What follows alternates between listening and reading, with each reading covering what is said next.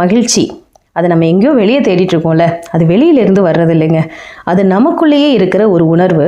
அந்த மகிழ்ச்சியை வெளிக்கொண்டு வர உதவும் ஒரு சாவியை இந்த பதிவில் நம்ம டீகோட் பண்ண போகிறோம். நான் healer Kausalya Bhaskaran, reiki grand master, holistic healer and trainer. இந்த வீடியோ பார்த்துட்டு இருக்கிற உங்களில் யாருக்காவது இப்போல்லாம் எனக்கு எதுலேயுமே இன்ட்ரெஸ்டே இருக்கிறது இல்லைங்க, முன்பு பிடித்த விஷயங்கள் கூட எனக்கு இப்போ சந்தோஷத்தை கொடுக்கறது இல்லை. அதாவது லவ் பண்ணியோ இல்லை ஒரு விஷயத்தை ஒரு பொருளை விரும்பி அதை செய்திருப்பாங்க. ஆனால் இப்போ அதையெல்லாம் கூட அவங்க சந்தோஷமாக என்ஜாய் பண்ணுறதில்ல அப்படின்ற மாதிரி ஃபீல் இருக்கா? உறவுகள், அதே மாதிரி குடும்பம், நண்பர்கள், வேலை எல்லாம் இருந்தும் அதுலேயும் ஏதோ ஒரு வெறுமை, அதுலேயும் இன்ட்ரெஸ்ட் இல்லை அப்படின்ற மாதிரி இருக்கா?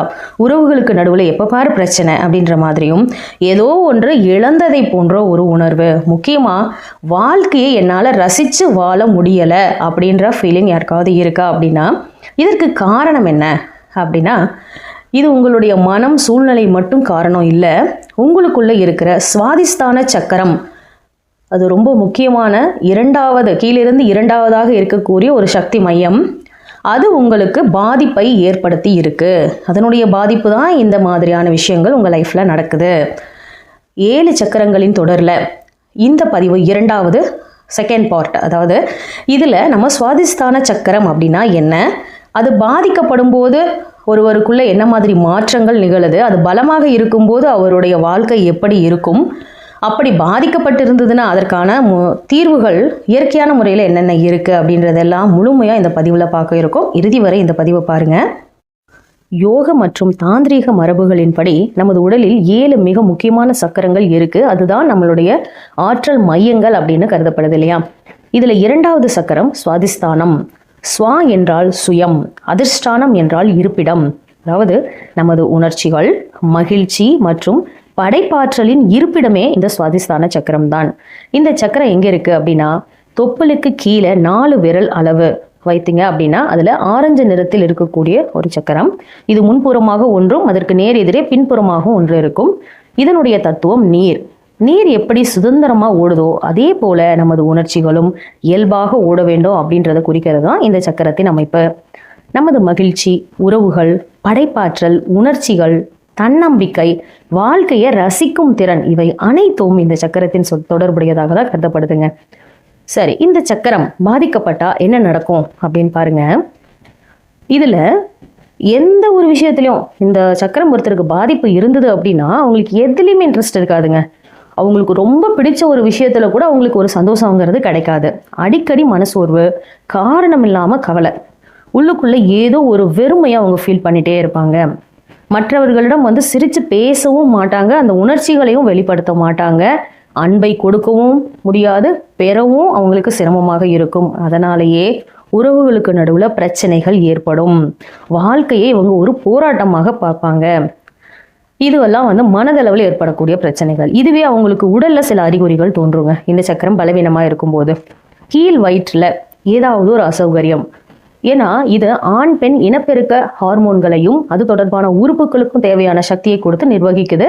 மூலாதார சக்கரமும் சுவாதிஷ்டான சக்கரமும் சேர்ந்து இந்த பணியை செய்யுது. இப்போ இந்த சுவாதிஷ்டான சக்கரம் பாதிக்கப்படும் போது பெண்களுக்கு இந்த இனப்பெருக்க ஹார்மோன்கள் அப்படின்றது பாதிக்கப்படுறதுனால இந்த சக்கரம் தான் நிர்வகிக்குது இல்லையா, அந்த ஹார்மோன்களை. அது சரியாக சுரக்காம இவங்களுக்கு கருப்பை தொடர்பான பிரச்சனைகளும், அது அவங்களுக்கு பீரியட் சரியா வர, இர்ரெகுலராக இருக்கு, பிசிஓடி இருக்கு, இது மாதிரி ஏதாவது ஒரு ஹார்மோன் தொடர்புடைய பிரச்சனைகள் அந்த உறுப்புல இருக்கும். குழந்தையின்மை போன்ற பிரச்சனைகளுக்கும் இந்த சக்கரத்தின் பாதிப்பு இருக்கலாம். அதே போல ஆண்களுக்கு எடுத்துக்கிட்டீங்க அப்படின்னா அவர்களுக்கும் இந்த பாலுணர்வு தொடர்பான பிரச்சனைகள், அதிகமாக இன்ட்ரெஸ்ட் இருக்கு, இல்லை இன்ட்ரெஸ்டே இருக்கிறது இல்லை, அப்புறம் குழந்தையின்மை பிரச்சனை, இம்பார்ட்டன்ஸ் சொல்லுவாங்களே, அது மாதிரி பிரச்சனைகள் இருக்காங்க அப்படின்னும் சொல்லலாம். இவங்களுக்கு பின்புறமாக அந்த கீழ் முதுகு பகுதியிலையும் இடுப்பு பகுதியிலையும் ஏதாவது ஒரு வலி அப்படின்றது இருந்துகிட்டே இருக்குங்க. பேக் போன்லையும் அவங்களுக்கு சில பிரச்சனைகள், பெயின் மாதிரியான பிரச்சனைகளோ இல்லை டிஸ்க் பல்ஜ் மாதிரியான பிரச்சனைகள் கூட அவங்களுக்கு ஏற்படலாம். ஏதோ ஒரு பெயின் அவங்களுக்கு அந்த எலும்புகள்லையும் கீழ் இடுப்பு பகுதியிலையும் இருக்கும். சிறுநீரகம் தொடர்பான பிரச்சனைகளும் வரும். இனப்பெருக்கம் அந்த உறுப்புகளையும் பிரச்சனைகள் ஏற்படலாம். இது எல்லாமே இந்த சுவாதிஷ்டான சக்கரம் பாதிக்கப்பட்டதனால ஏற்பட்டிருக்கு அப்படின்றது ஹாலிஸ்டிக் பார்வையில் நம்ம பார்க்க வேண்டியிருக்கு. சரி, இந்த சக்கரம் சமநிலையில் வலிமையாக இருந்தால் எப்படி இருக்கும் அப்படின்னு பார்க்கலாமா? இந்த சக்கரத்தினுடைய வலிமை யார் ஒருவருக்கு நல்லா இருக்கோ அவங்க காலையில் எழுந்த உடனே ரொம்ப புத்துணர்ச்சியாக ஃபீல் பண்ணுவாங்க. எல்லாமே அவங்கள பார்த்தாவே ஒரு தெளிவு தெரியும். மனதில் அவ்வளோ தெளிவு இருக்கும். வாழ்க்கையின் மீது ரொம்ப ஆர்வம், ரொம்ப இன்ட்ரெஸ்டடாக இருப்பாங்க. எல்லா விஷயத்துலையுமே உறவுகளில் இனிமை, அப்படியே லவ் பண்ணி அவங்க லைஃப்பை வந்து என்ஜாய் பண்ணிட்டு இருப்பாங்க. அதே மாதிரி அவங்களுக்கு கிரியேட்டிவிட்டி, புது புது யோசனைகள் தோன்றும். அவங்க செய்கிற வேலையிலேயே புதிய புதிய யுக்திகளை பயன்படுத்தி அதை இன்னும் முன்னேற்றி கொண்டே செல்வார்கள். அவர்கள் வாழ்க்கையும் முன்னேற்ற பாதையில் இருக்கும். படைப்பாற்றல் நல்லா இருக்குங்க. குறிப்பாக கலைஞர்கள் புதுசாக படைக்கிறாங்க இல்லையா, இசைக்கலைஞர்கள், இது மாதிரி எல்லாருக்குமே இந்த சக்கரம் வலிமையாக இருக்கும்போது தான் எல்லோரும் ரசிக்கும்படியான படைப்புகளையும் கொடுக்க முடியும். அப்போது அவர்களுக்கு அந்த ஆற்றல் சுவாதிஷ்டான சக்கரத்தில் தான் கிடைக்குது அப்படின்றத இங்கே புரிஞ்சுக்கணும். ஸோ எல்லார்கிட்டையும் மனசு விட்டு சிரித்து பழகி வாழ்க்கையை ரசித்து வாழ்ந்துட்டு இருப்பாங்க. சரிங்களா? மனதில் உற்சாகம் இருக்கும், தன்னம்பிக்கை இருக்கும், கலை மற்றும் படைப்பாற்றலை நல்லா வெளிப்படுத்தி முன்னேறுவாங்க. மற்றவர்களுடன் ஆரோக்கியமான உறவுகளில் இருப்பாங்க. அதனால் உறவுகள் வந்து நல்லா இனிக்கும். அவங்க செக்ஸ் லைஃப் நல்லா இருக்கும். சரிங்களா? குடும்ப உறவுகள் மற்றும் குழந்தைகள் இந்த மாதிரி எல்லாமே அவங்களுக்கு நல்லா அமையும். வாழ்க்கையை ஒரு போராட்டமாக பார்க்காம அது ஒரு அழகான அனுபவமாக பார்த்து என்ஜாய் பண்ணி லைஃப்பை வாழ்ந்துட்டு இருப்பாங்க. இப்போ உங்களுக்குள்ள ஒரு கேள்வி எழுது இல்லையா, இந்த சக்கரம் ஏன் வலிமை இழக்கிறது, பலகீனம் அடைகிறது அப்படின்றது. இதற்கு முழு முதற் காரணம் பார்த்தீங்கன்னா அடக்கப்பட்ட உணர்ச்சிகள். பல வருடங்களாக சொல்ல முடியாத வேதனைகளையும் வெளிப்படுத்த முடியாத கோபங்களையும் அடக்கி வைக்கிறது.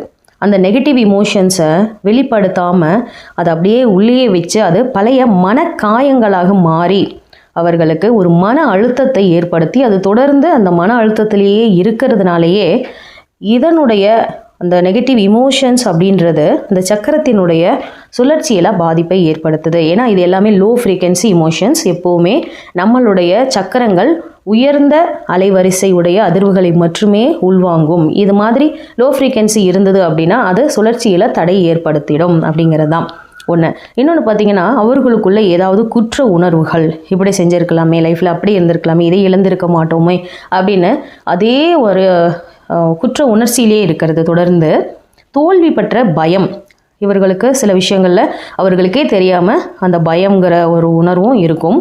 நிராகரிக்கப்பட்ட அனுபவங்களும் அவர்களுக்கு இருக்கும். அது சிறு வயதில் அவருடைய எந்த ஒரு முயற்சியையும் எந்த ஒரு செயலையும் யாருமே அங்கீகரிக்கலை அப்படின்றது அவங்களுக்கு ஒரு வடுவாக பதிந்து அந்த அனுபவங்கள் எல்லாம் சேர்ந்து இவருக்கு லோ ஃப்ரீக்வன்சி இமோஷனை கொடுத்து நான் எதுக்குமே லாய்க்கில்லை அப்படின்ற மாதிரி அவருக்குள்ள சில பதிவுகள் இருக்கும் இல்லையா. இது எல்லாமே லோ ஃப்ரீக்வன்சி இமோஷன்ஸை ஏற்படுத்தி அது தடைகளை ஏற்படுத்துது.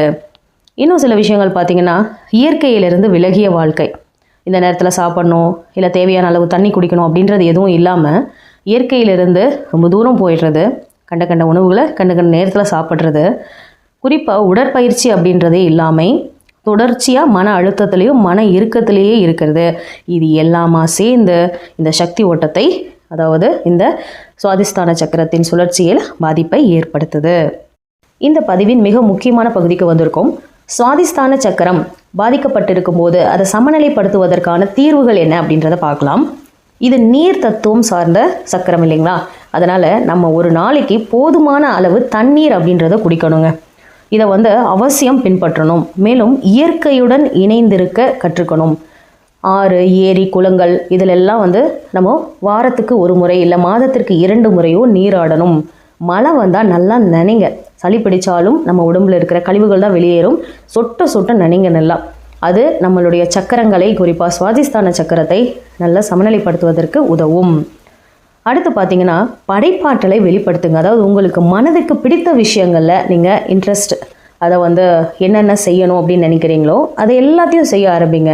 ஒரு கவிதை எழுதணுமா, இல்லை பாட்டு பாடணுமா, டான்ஸ் ஆடணுமா, எதையுமே உங்கள் மனதில் ஆழமான விருப்பத்தை அடக்கி வைக்காதீங்க, அதை வெளிப்படுத்துங்க.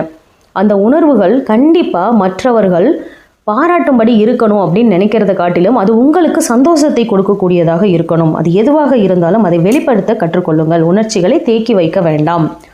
ஆரஞ்சு நிறம் தொடர்புடைய சக்கரம் அப்படின்றதுனால ஆரஞ்சு நிற உடைகள் மற்றும் அது தொடர்பான அந்த வால்பேப்பர் இல்லைன்னா பெயிண்டிங்ஸ் இதெல்லாம் நீங்கள் அடிக்கடி பார்க்குற மாதிரி பார்த்து அந்த வீட்டில் அதை பெயிண்டிங்ஸ் எல்லாம் யூஸ் பண்ணலாம். இந்த சுவாதிஷ்டான சக்கரம் நீர் மூலகத்துடன் தொடர்புடையது அப்படின்னு பார்த்தோம் இல்லையா. இதை வலிமைப்படுத்துவதற்கு நீர் முதிரை அல்லது வருண முதிரை, இதை காலையும் மாலையும் 20 நிமிடம் தொடர்ந்து பயிற்சி செய்யணும். சரி, இது எப்படி செய்யணும் அப்படின்னு பார்த்தீங்கன்னா தரையில் ஒரு விரிப்பு போட்டு அமர்ந்தோ இல்லை நாற்காலியிலோ அமர்ந்து முதுகெலும்பு நேராக வைக்கணும். கட்டை விரல் மற்றும் சுண்டு விரலினுடைய நுனியை தளர்வாக இப்படி இணைத்து வம்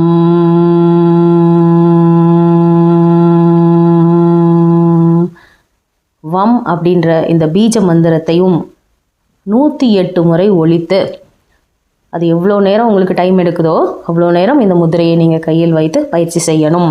21 நாட்கள் தொடர்ந்து இதுபோல் நீங்கள் பயிற்சி செய்யும்போது கட்டாயம் சுவாதிஷ்டான சக்கரம் வலிமை அடையும். சரி, இந்த வருண முதிரை பயிற்சியை தொடர்ந்து நம்ம இன்னொரு முதிரையும் செய்யணும். அது அபான முதிரை. இந்த முதிரை பயிற்சி நம்மளுடைய மூலாதார சக்கரத்தை வலிமைப்படுத்தும் அப்படின்னு நம்ம முதல் பதிவில் பார்த்தோம் இல்லையா? எதற்குனா இந்த மூலாதாரமும் சுவாதிஷ்டானமும் இணைந்தே செயல்படக்கூடியது. அதனால் சுவாதிஷ்டானத்தில் பாதிப்பு ஏற்பட்டுருதுன்னா அதனுடைய பாதிப்பு மூலாதாரத்திலும் இருக்கும். அதனால் அதையும் சீர் செய்வதற்காக, அந்த ஓட்டத்தையும் ஆற்றல் ஓட்டத்தையும் சீர் செய்வதற்கு இந்த அபான முத்திரை அப்படின்றதும் நம்ம ஒரு நாளைக்கு 20 நிமிடம் அப்படின்றத செய்யணும். இந்த அபான முத்திரை செய்யும்போது நீங்கள் லம் அப்படின்ற அந்த மூலாதாரத்தினுடைய பீஜ மந்திரத்தை பயன்படுத்துங்க. சரி, இப்போது இந்த வீடியோ பார்த்துட்ருக்கிற உங்களுக்கு ஒரு சவால். அடுத்த 21 நாட்களுக்கு வருண முதிரை 20 நிமிடம் வம் அப்படின்ற பீஜ மந்திரத்தை ஒலித்து பயிற்சி செய்யுங்க. மாலையில் அபான முதிரை லம் அப்படின்ற அந்த பீஜ மந்திரத்தை ஒலித்து 20 நிமிடம் பயிற்சி செய்யுங்க. தொடர்ந்து 21 நாளும் பயிற்சி செய்யுங்க. அதோட போதுமான அளவுக்கு தண்ணீர் எடுத்துக்கோங்க. அண்ட் சிறப்பான தேர்ந்தெடுக்கப்பட்ட உணவுகளை, பாரம்பரிய உணவுகளை சரியான நேரத்தில் பசி எடுத்து உமிழ்நீர் கலந்து சாப்பிடுங்க. இயற்கை சார்ந்த வாழ்வியல் அப்படின்றது, அதாவது வெறும் கால்களில் கொஞ்சம் நேரமாவது புல்வெளியில் மண் தரையில் நடக்கிறது, நீர்நிலைகளில் குளிக்கிறது, மலையில் நல்லா நனையிறது, இது மாதிரியான செயல்களில் ஈடுபடுங்க. எப்படி உங்களுடைய உடல் அளவிலும் மனதளவிலும் ஆரோக்கியத்தை ஃபீல் பண்ணுறீங்க அப்படின்றத கமெண்ட் பாக்ஸில் சொல்லுங்கள். உங்களுடைய ரிப்ளைக்காக வெயிட் பண்ணிகிட்ருக்கோம். ஸோ நினைவில் வச்சுக்கோங்க, மகிழ்ச்சியும் ஆரோக்கியமும் வெளியிலிருந்து வர்றதில்லை, அது நமக்குள்ளேயே தான் இருக்குது. அந்த மகிழ்ச்சியையும் ஆரோக்கியத்தையும் வெளிக்கொண்டு வர சாவியை உங்கள் கையில் இந்த பதிவின் மூலமாக கொடுத்துருக்கும். அதை பயன்படுத்தி மகிழ்ச்சியாகவும் ஆரோக்கியமாகவும் வாழணும் அப்படின்னு எல்லாம் வல்ல இந்த பிரபஞ்சத்தை நம்ம பிரார்த்திக்கிறோம். இந்த வீடியோ உங்களுக்கு பயனுள்ளதாக இருந்ததுன்னா லைக் அண்ட் ஷேர் பண்ணுங்கள். மேலும் அடுத்த பதிவில் நமக்கு செயல் ஆற்றலை கொடுக்கக்கூடிய, தனிப்பட்ட சக்தியை கொடுக்கக்கூடிய, தன்னம்பிக்கையை கொடுக்கக்கூடிய, மேலும் சிறப்பான முடிவெடுக்கும் திறனை கொடுக்கக்கூடிய மணிப்பூரக சக்கரத்தை பற்றி பார்க்குறோங்க. தொடர்ந்து இணைந்திருங்கள். நன்றி, வணக்கம்.